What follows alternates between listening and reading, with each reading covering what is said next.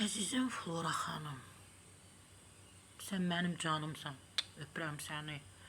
Sizinlə bağlı söz-söhbət yayılıb, güya Flora Kərimovanın səsi batıb. Flora xanım, nə edirsiniz, bunu etməyin. Düşmənlər sevinəcək, deyəcəklər, biz əlimizi qaldırdıq göyə, dua etdik, Flora Kərimovanın səsi batdı. Belədir də adamlar. Ona görə ayaq üstə durmalısınız, oxumalısınız, siz bizə lazımsınız. Oxu.az, axşam.az istinadən xəbər verir ki, bu barədə verilişlərin birində məlumat verilib ki, Flora xanım güya səsi batıb, mən inanmıram.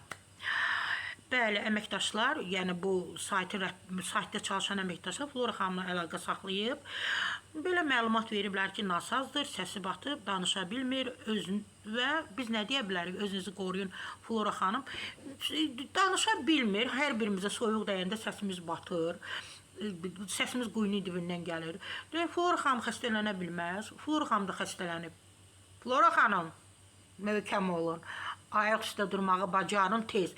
Düşmənlər o dəqiqə deyəcək ki, dualar etdik. Dua etdim, Floranın səsi batdı. Canım, öpürəm. Allah sizə şəfa versin.